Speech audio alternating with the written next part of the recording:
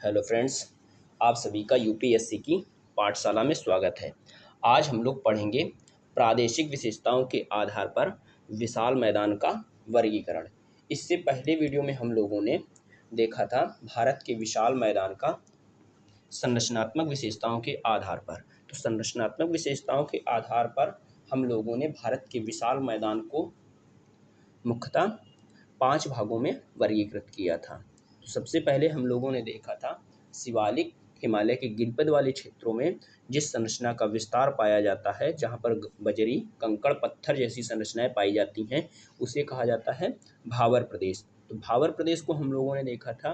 फिर इसके बाद हम लोगों ने देखा था भावर के दक्षिण में जहाँ पर दलदली क्षेत्र का विस्तार पाया जाता है, उसे कहा जाता है तराई का मैदान। तो तराई के मैदान को हम लोगों ने देखा था। फिर इसके बाद हम लोगों ने देखा था बांगर के मैदान को। तो जो बांगर का मैदान होता है, बांगर का मैदान जहाँ पर वर्तमान समय में बाढ़ का प्रभाव निर्मित नहीं होता है, तो ऐसे क्षेत्रों में पुरानी जलोढ़ का प्रभाव पाया जाता है, तो उसको देखा था। फिर इसके बाद हम लोगों ने खादर मैदान को देखा था। खादर मैदान जो होते हैं वो नवीन जलोढ़ मृदा के क्षेत्र होते हैं, जहाँ पर प्रतिवर्ष बाढ़ का प्रभाव निर्मित होता है तथा अपरदन जैसे कारक भी सक्रिय रहते हैं, उसको देखा था। फिर इसके बाद हम लोगों ने देखा था कि खादर मैदान का ही निम्न भूमि जो क्षेत्र होता है सागर के निकटवर्ती क्षेत्रों में जिसका विस्तार पाया जाता है, उसे कहा जाता है डेल्टा का मैदान। तो डेल्टा के मैदान का हम लोगों ने अध्ययन किया था। आज हम लोग इस वीडियो में प्रादेशिक या क्षेत्रीय विशेषताओं के आधार पर विशाल मैदान का वर्गीकरण करेंगे। तो प्रादेशिक विशेषताओं के आधार पर भारत के विशाल मैदान को मुख्यतः 4 भागों में वर्गीकृत किया जाता है। पहले को कहा जाता है जिसकी अवस्थिति अरावली श्रेणी से पश्चिम में लेकर पाकिस्तान की पूर्वी सीमा तक पाया जाता है, तो जिसे कहा जाता है राजस्थान का मैदान। तो सबसे पहले हम लोग देखेंगे राजस्थान का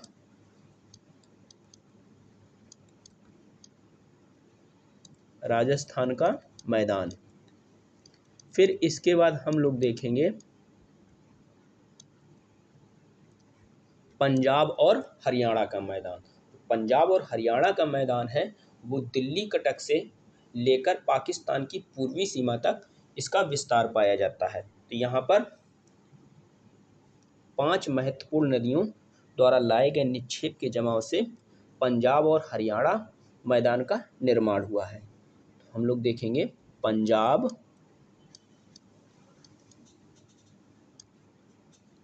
हरियाणा का मैदान।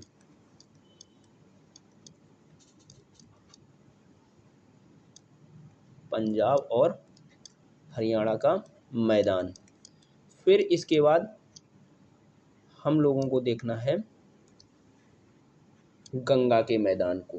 तो गंगा का जो मैदान है दिल्ली कटक से पूर्व से लेकर बांग्लादेश की पश्चिमी सीमा तक इसका विस्तार पाया जाता है। गंगा का मैदान। फिर इसके बाद हम लोग सबसे अंत में देखेंगे ब्रह्मपुत्र का मैदान। तो ब्रह्मपुत्र का जो मैदान है अरुणाचल प्रदेश और असम वाले क्षेत्रों में इसका विस्तार पाया जाता है, तो जिसका निर्माण ब्रह्मपुत्र नदी एवं उसके जो सहायक नदियां हैं उसके द्वारा लाए गए अवसादों के निक्षेप से ब्रह्मपुत्र का जो मैदान है वो निर्मित हुआ है। तो चौथा देखेंगे ब्रह्मपुत्र का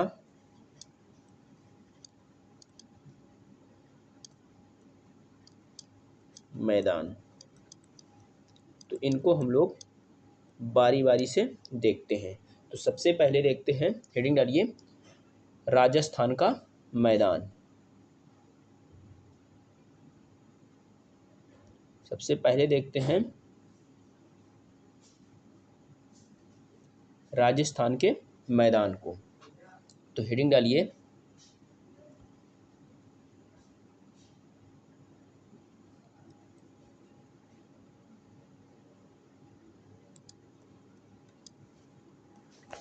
राजस्थान का मैदान।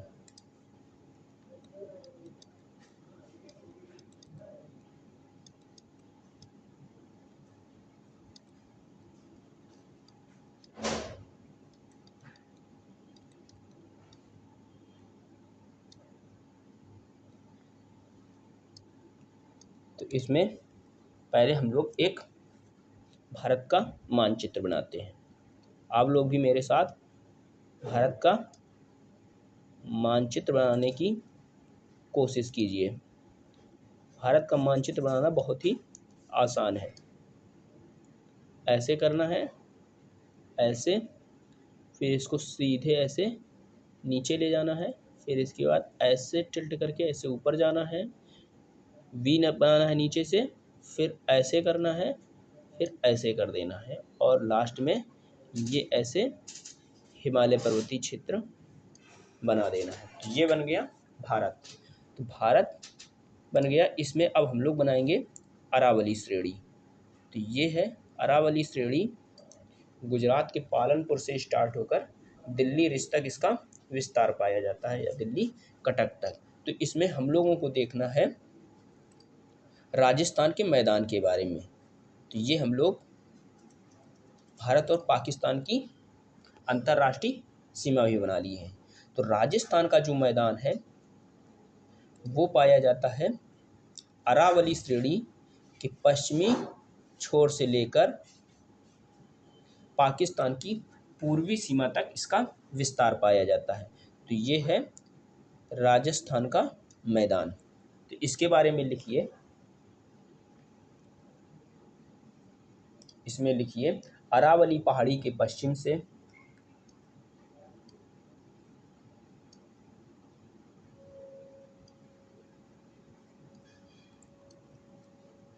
अरावली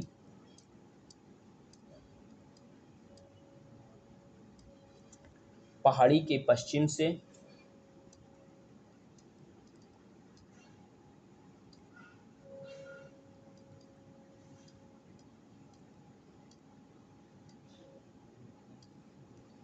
लेकर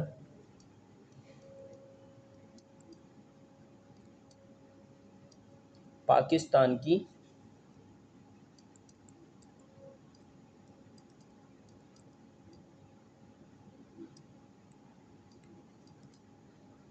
पूर्वी सीमा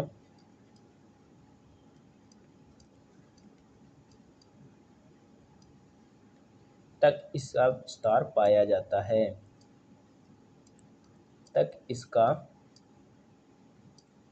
विस्तार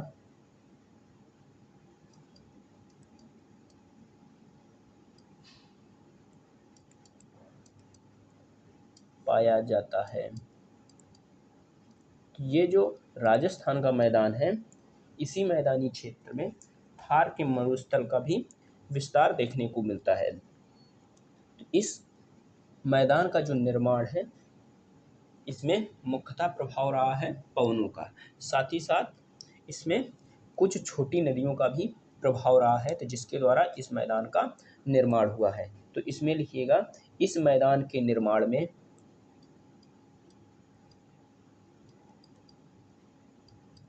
तो ज़्यादातर जो मैदान होते हैं वो नदियों द्वारा लाए गए निक्षेप के जमाव से होते हैं, किंतु जो राजस्थान का मैदान है, यहाँ पर मैदान को निर्मित करने में पवनों का प्रभाव अधिक रहा है, क्योंकि यह जो क्षेत्र है ये शुष्क मरुस्थलीय क्षेत्र है, तो जिसके कारण यहाँ पर पवनों द्वारा उड़ाकर लाई गई पवनों जो मिट्टी है या रेत के कण है, उसको इस क्षेत्र में जमा किया जाता है, तो जिससे इस मैदान का निर्माण हुआ है। तो इस मैदान के निर्माण में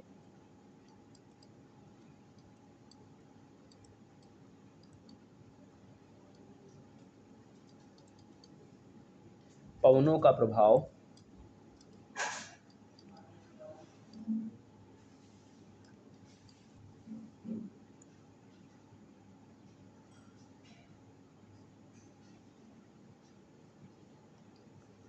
पवनों का प्रभाव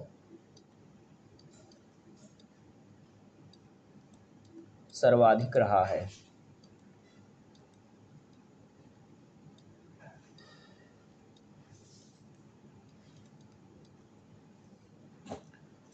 सर्वाधिक रहा है। ये जो राजस्थान का मैदान है, तो इसमें कोई बड़ी नदी का प्रभाव नहीं पाया जाता है। तो इस क्षेत्र में कई छोटी छोटी नदियाँ अरावली श्रेणी के पश्चिमी किनारे से निकलती हैं तथा ये सागर में जाकर अपना मुहाना नहीं बनाती हैं। ये मुख्यतः रेत वाले क्षेत्र में ही सूख जाती हैं। एक नदी है लूनी नदी, जो कच्छ के रन तक जाती है। तो इसमें लिखिएगा लूनी। इस मैदानी क्षेत्र की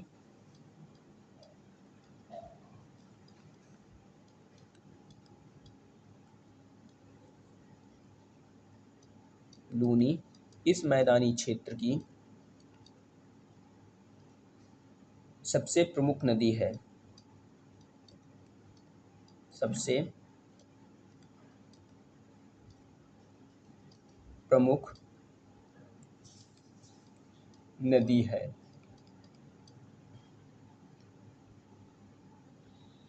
इस मैदानी क्षेत्र में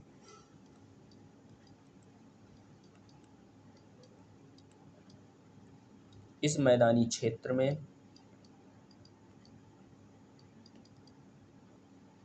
निरंतर पवन प्रवाह के कारण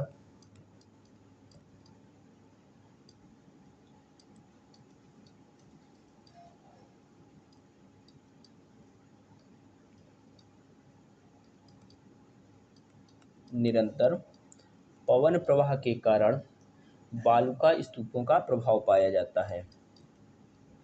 बालुका स्तूपों का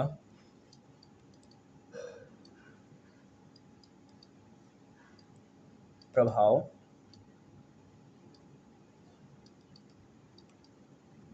पाया जाता है। बालुका स्तूप जो होते हैं वो एक प्रकार से कुछ इस प्रकार की गुम्बद नुमा संरचनाएं होती हैं। जैसे कोई अवशेष या कोई दृढ़ भूखंड हो सकता है, तो इसी के सहारे जब पवनें चलती हैं तो इसमें क्या है, अपने साथ रेत उड़ाकर लाती हैं। तो इसी के सहारे पवनें क्या है, रेत को जमा करती हैं। तो जब इधर से पवनें चलती हैं तो ऐसे रेत जमा करती हैं, तो जिससे इन बालुका स्तूपों का निर्माण होता है। बालुका स्तूप, क्योंकि इनमें बालू का प्रभाव अधिक पाया जाता है, तो जिसके कारण से ये बालू के स्तूप होते हैं। इसी कारण से इन्हें राजस्थान में बालुका स्तूप कहा जाता है। तो ये हो गया बालुका स्तूपों का प्रभाव पाया जाता है इस मैदानी क्षेत्र में। इसमें आगे लिखिएगा, इस मैदानी क्षेत्र में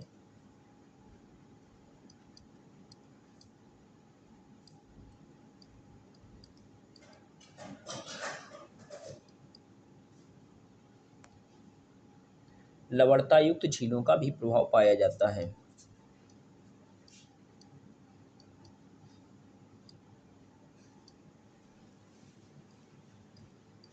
लवणता युक्त झीलों का भी प्रभाव पाया जाता है। तो यहाँ की प्रमुख लवड़ी झीलें हैं, जैसे सांभर झील, टेगाना, पंचप्रदा जैसी यहाँ की बड़ी लवड़ी झीलें हैं। तो यहाँ से जैसे भारत की जो सांभर झील है, तो यहाँ से सबसे अधिक जो खाने का नमक है सांभर झील से ही प्राप्त किया जाता है। तो इसमें लिखिएगा कि कौन कौन सी झीलें हैं। राजस्थान में मुख्यतः पाई जाती हैं जो बड़ी झीलें हैं, उनमें सांभर झील है। सांभर झील जो है ये देश की सबसे बड़ी खारे पानी की झील है। सबसे बड़ी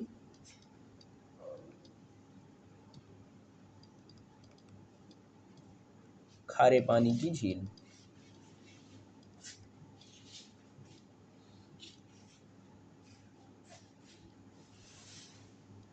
इसी प्रकार से इस मैदानी क्षेत्र में और कई झीलें पाई जाती हैं, तो जैसे डेगाना और पंचप्रदा। ये हो गया राजस्थान के मैदान के बारे में। तो इसमें हम लोगों ने सबसे पहले देखा राजस्थान के मैदान का विस्तार। तो राजस्थान का जो मैदान का विस्तार है, अरावली के पश्चिमी किनारे से लेकर पाकिस्तान की पूर्वी सीमा तक इसका विस्तार पाया जाता है। इसको देखा। फिर इसके बाद हम लोगों ने देखा कि इस मैदानी क्षेत्र के निर्माण में पवनों के प्रभाव को। फिर इसके बाद हम लोगों ने देखा कि इस मैदानी क्षेत्र में कई लवड़ी झीलें और यहाँ पर बालुका स्तूपों का भी निर्माण पाया जाता है। तो जैसे लवड़ी झीलें जो हैं, सांभर झील और डेगाना और पंचप्रदा जैसी झीलें इस मैदानी क्षेत्र में पाई जाती हैं। अब हेडिंग डालिए,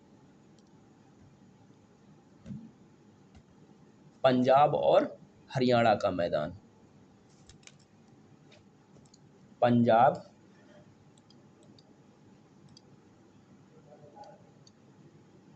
पंजाब हरियाणा का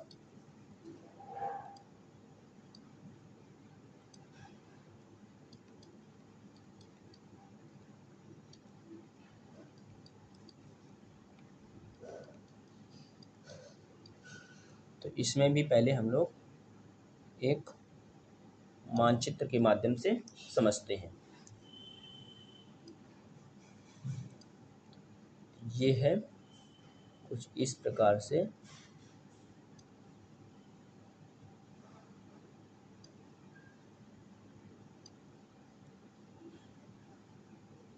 भारत का मानचित्र। तो यहाँ पर पड़ता है दिल्ली कटक। दिल्ली कटक से लेकर ये जो भारत और पाकिस्तान के मध्य सीमा है, तो यहाँ से लेकर दिल्ली कटक के मध्य पंजाब और हरियाणा के मैदान का विस्तार पाया जाता है। तो इसमें लिखिएगा, इसका विस्तार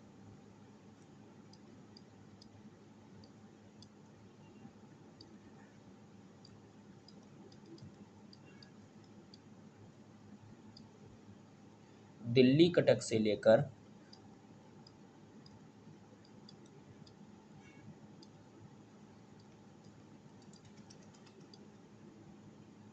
कटक से लेकर पाकिस्तान की सीमा तक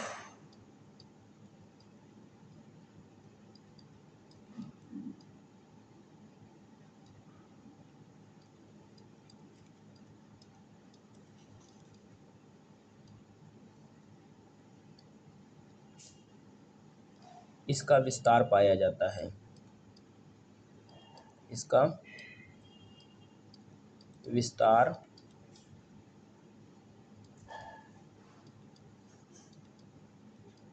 पाया जाता है। तो इस मैदान का जो निर्माण है, मुख्यतः जो निर्माण हुआ है, इसमें महत्वपूर्ण जो नदियां हैं, सतलज, व्यास और रावी नदियों द्वारा लाए गए अवसादों के निक्षेप के जमाव से इस मैदान का निर्माण हुआ है। तो इसमें लिखिएगा, इसका निर्माण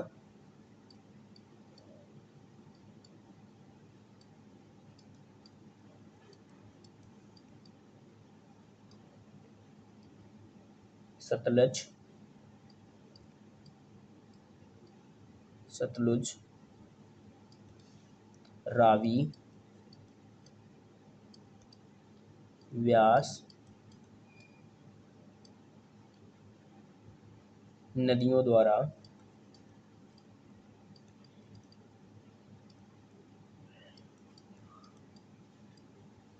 लाए गए अवसादों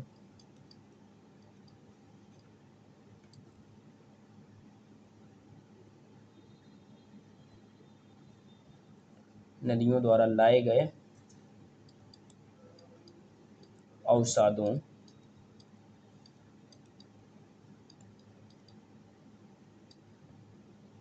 के जमाव से हुआ है।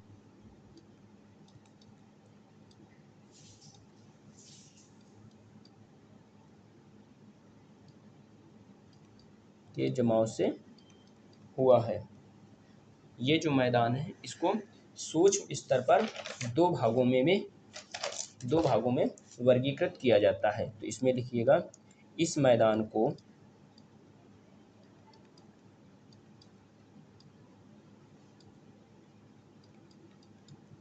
सूक्ष्म स्तर पर दो भागों में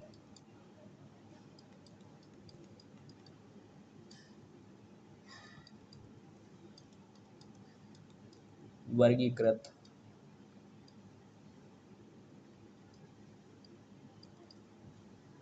किया जाता है।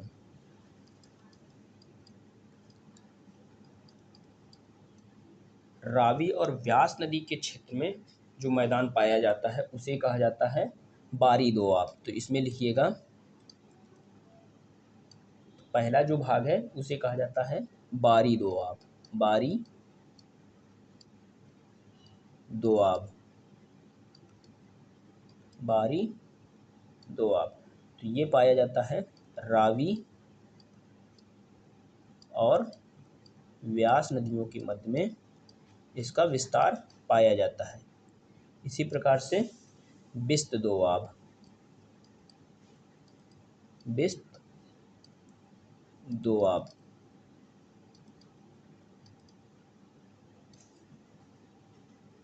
ये पाया जाता है व्यास और सतलुज नदी के मध्य में। ये हो गया जो ये मैदान है, इसको सूक्ष्म स्तर पर दो भागों में वर्गीकृत किया जाता है। बारी दोआब रावी और व्यास नदियों के मध्य, बिस्त दोआब व्यास और सतलुज नदी के मध्य इसका विस्तार पाया जाता है।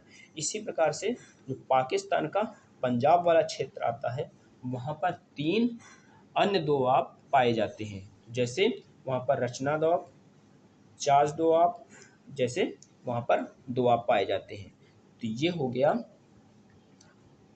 पंजाब और हरियाणा के मैदान के बारे में। तो इस वीडियो में हम लोगों ने देखा सबसे पहले राजस्थान के मैदान के बारे में, फिर इसके बाद हम लोगों ने पढ़ा पंजाब और हरियाणा के मैदान को। तो ये हम लोग पढ़ रहे हैं प्रादेशिक विशेषताओं के आधार पर मैदानों का वर्गीकरण। अब हम लोगों को देखना है नेक्स्ट वीडियो में गंगा के मैदान को और ब्रह्मपुत्र के मैदान को। इन दोनों मैदानों को करने के बाद हम लोग एंटर कर जाएंगे भारत की जो मध्यवर्ती उच्च भूमियाँ हैं उनको हम लोग देखेंगे। तो वीडियो को यहीं तक रखते हैं। वीडियो अच्छा लगा हो तो वीडियो को लाइक करें, कमेंट करें, शेयर करें तथा बेल आइकन को ज़रूर प्रेस कर लीजिए ताकि नोटिफिकेशन सबसे पहले आपको मिल सके। आप सभी का बहुत बहुत धन्यवाद। जय हिंद, जय भारत।